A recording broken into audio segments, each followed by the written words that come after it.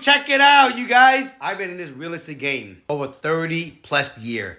This is the fourth real estate cycle I've been through, and it is repeating itself again. Look, the rates is about to get cut again here in September.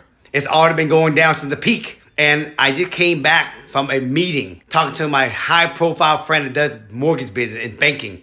They said the next 1 to 2 year, right, more and more buyers are come on the field because rates are going to drop a lot more in the next 1 to 2 year. Listen, every 1% interest rate drop, over 1 million buyers come on the field. If you're smart and you're a seasoned investor, don't wait till everybody buy when the rates are low. Buy now. Get the cheaper price now. When the market go up because the rate went down, you can capitalize on the appreciation, and then you can refinance later. You can get the cheaper rate. That way you can actually have the lower price, gain in appreciation, and you get the cheaper rates later down the road. Buy now, then wait. So pretty much what he's talking about is a reverse market crash. Now, the key word, smart. Most people aren't smart. It's something that I've been talking about for a while, is that once the rates come down, everybody's going to try and run in and buy homes at the same time, just like they did during the pandemic. And we have this thing in America where they call it groupthink, or, you know, if you can tap into the psychology of Americans, you can pinpoint and capitalize on them moving all at the same time. So when rates come down, everybody moves into the market at the same time, while the smart money is exiting the market, right? And this is one thing that I even tell, buyers, right? Like I work with a lot of buyers that is, let's just say, for example, they're using first-time home buyers assistance, right? And if you don't want to get caught up in bidding wars, or if you don't have the money the cash to put down to overpay, you have to use a different strategy. If you try to wait and time the market and wait until the rates bottom out, you're going to have bidding wars, and most are going to get pushed out, because here's the thing: the real estate market goes up, but most people wages do not. So once you have bidding wars and you have this accelerated and rapid appreciation of real estate, it will be hard for the average person to be able to hang in there, especially if they don't have the cash and are using these down payment assistance programs. Don't get me wrong, the programs are great, but they have limitations, right? Most people want to stretch their pre-approvals and get the most home, for the money. But once you start stretching those numbers, you start getting disqualified for this down payment assistance, right? And it's really hard to overbid and, get into a bidding war with somebody when you're using down payment assistance and this other person has cash, or both, right? So, right now is one of the best times to buy. The rates have come down. We're bouncing between like a 6 and a high 5. But, if we get down to, even the low 5s and the high 4s, it's a wrap. We're going to have more bidding wars and prices will accelerate. So the smart people are the people that bought in slightly higher and may have gotten seller concessions, seller assistance, gotten the seller to pay some of their closing costs.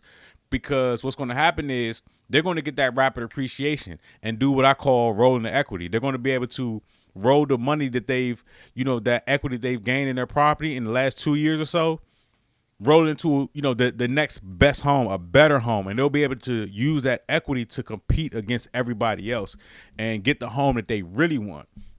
One thing that I see in the market is most people don't know how to start small and then grow.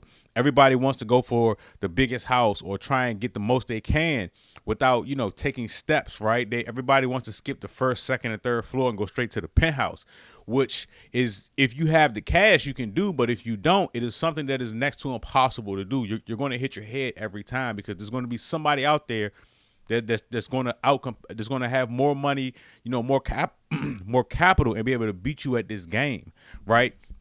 The best thing you can do, start out small and build up. Everybody wants to jump straight from 0 to 100, and it doesn't work that way, not in real estate, especially if you have a limited income and a limited savings account of money that you can pull from to put into the market. So in reference to what he's talking about, everybody's going to run in next year, or, at the end of this year, once the rates come down even more, and try and buy real estate at the same time. And everybody that is already in is going to benefit from that appreciation.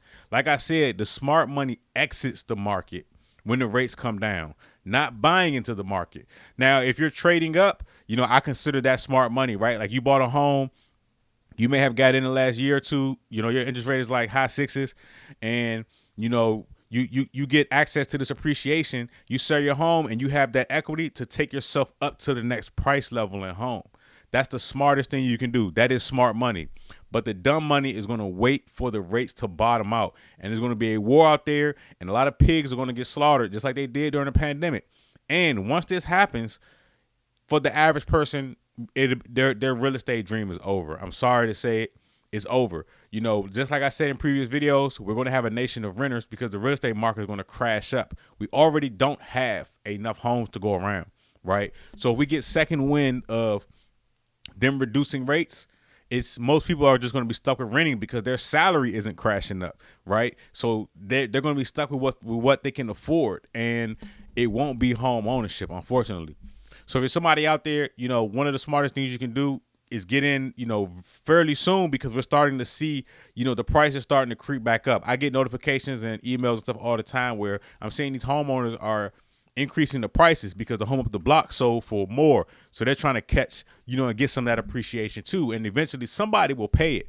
You know, even on the investment side, I know he was talking about investors. I was just specifically talking about just people that just want to own homes and get started, right? You get started by owning one, getting that appreciation, and then rolling that money to the next one, or getting you a line of credit against the home, whatever your ideas are with home ownership.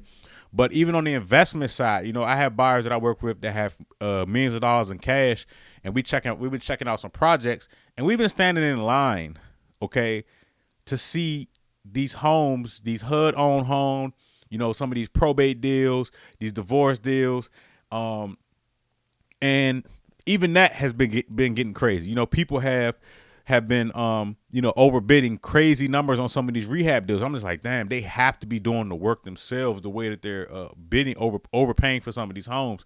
And I'm not really 100% sure if it's hedge funds or if it's some of these other corporations that are, you know, putting in these crazy offers on these rehab projects. But it's happening on all levels, right? You know, I'm pretty sure we'll see the luxury market go crazy too. That from my knowledge, that hasn't really slowed down. I don't really do too many luxury deals. I'm doing one right now with a buyer, but you know, that market is kind of steady. But in between the luxury and then what they consider the starter market is bananas right now. Multiple offers. You know, I'm seeing some crazy stuff. Offers with no seller assistance, no appraisals, no inspections, none of that on the in between, and then to what they call the starter market. So, you know, that's, of course, I'm in the DC, Maryland area. I'm definitely interested in hearing what you all, you know, what's going on in your market, right? I know from what I've been talking to people, you know, Texas, Atlanta, you know, Georgia's crazy.